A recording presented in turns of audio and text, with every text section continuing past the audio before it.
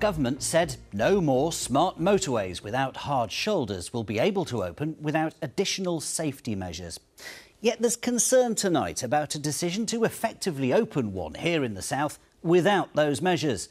Drivers on a section of the M4 in Berkshire now have use of all 4 lanes and no hard shoulder each way between the West Reading and Maidenhead junctions.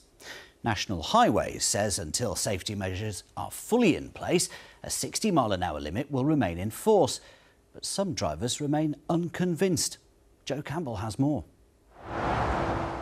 When is a smart motorway not a smart motorway? Motorists using the M4 might think as they exit the roadworks to convert it into one that this section looks finished. It's not.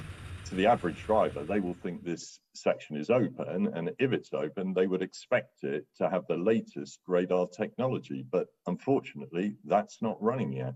The radar, so vital to spotting broken down vehicles, allowing controllers to close a blocked lane before there's a collision, is in place. It's just not fully up and running. That's left drivers confused about what the M4's status is here in Berkshire. Is it a smart motorway? It isn't, because the radar system that's meant to keep you safe if you break down isn't working. What do you think of that? Oh, it's not great, is it? Well, that's appalling, because that's gonna... We were actually saying on the way down that no hard shoulder is just a stupid idea. It's really, really dangerous, because you'll just get ploughed into the back of. Maybe they should consider making the inside lane back to a hard shoulder.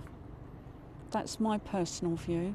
So the question, I suppose, is, when is a smart motorway not a smart motorway? Well, this may have 4 lanes of running and no hard shoulder, but it lacks the smart technology which the government says it should have to keep people safe if they break down.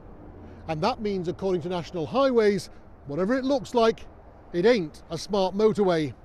The choice of words is important, because earlier this year the government promised no new smart motorways would open without so-called stopped vehicle detection systems. The announcement followed criticism from a coroner following the death of Jason Mercer on a section of a smart motorway in Yorkshire. A 60-mile-an-hour limit will make absolutely no difference. The danger is incredibly real. National Highways says it's keeping a 60-mile-an-hour speed limit in place for the time being. But critics say the issue was never vehicle speed, but how fast a lane could be closed without using the technology to detect a problem ahead.